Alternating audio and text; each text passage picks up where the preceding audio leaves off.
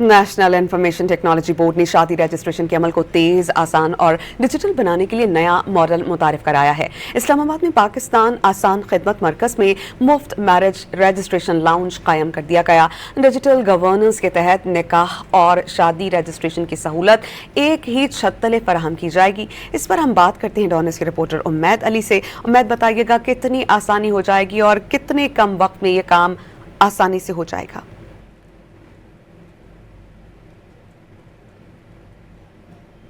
ہم کوشش کرتے ہیں اپنے رپورٹر سے رابطہ بحال کریں اور اس خبر کے بارے میں مزید ڈیٹیلز ان سے جانیں۔ کئی ماہ لگ جاتے تھے شادی کی رجسٹریشن کے حوالے سے، لوگوں کو مشکلات بھی تھیں اور اس حوالے سے اب اہم اقدام اٹھایا گیا ہے نیشنل انفارمیشن ٹیکنالوجی بورڈ کی جانب سے، جس نے شادی کے رجسٹریشن کے عمل کو تیز، آسان اور ڈیجیٹل بنانے کے لیے نیا ماڈل متعارف کرایا۔ ہمیں جوائن کر چکے ہیں ڈونس کے رپورٹر امید علی۔ امید، بتائیے گا یہ جو نیا شادی کا رجسٹریشن کا عمل ہے یہ کس طرح کام کرے گا؟ کتنے کم وقت میں رجسٹریشن ہو سکے گی جسے کئی ماہ لگ جاتے تھے؟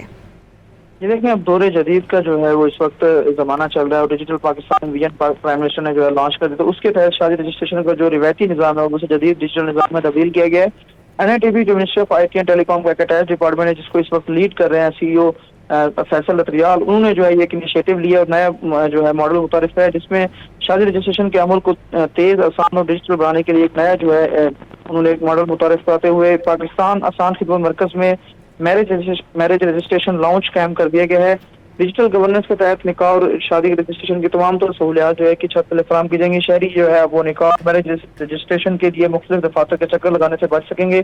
پاکستان آسان خدمت مرکز میں نکاح، رجسٹرار، نادرہ اور DC آفس کی سہولت ایک ہی مقام پر جو ہے کہ چھت پر دستیاب ہوگی۔ تمام تر جو شادی کی رجسٹریشن کا جو قانونی اور انتظامی تمام تر جو پروسیس ہے وہ ایک ہی مرکز پہ جو ہے مکمل کیے جائیں گے اور نکاح کے بعد ریکارڈ جو ہے وہ آفیشیل نادرہ اور متعلقہ اداروں کے ساتھ جو ہے شیئر کیے جائے گا۔ اس کے بعد فوری طور پر جو ہے اسے عمل میں لایا جائے گا۔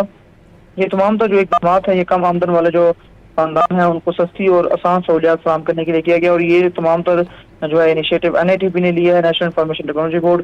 NITB وہی ادارہ جسے پرائم منسٹر جو ہے پہلے جو ان کی کمیٹی تھی انہوں نے اس کو وائنڈ اپ کرنے کا فیصلہ کیا تھا، اب لیکن جو ہے NITB نے اپنے آپ کو جو ہے منوایا ہے اور اب NITB جو ہے بالکل ہی وہ اچھے سے جو ہے ڈیجیٹل طریقے سے جو ہے عوام اور عام آدمی کے لیے جو سہولیات متعارف کر رہا ہے، تو اسی سہولیات کے تحت جو ہے یہ ڈیجیٹل ویژن کے تحت شہریوں کو آسان، تیز اور کم لاگت پر جو یہ خدمات فراہم کی جائیں گی۔ جی بہت شکریہ امید، آپ ہمیں اپڈیٹ کر رہے تھے۔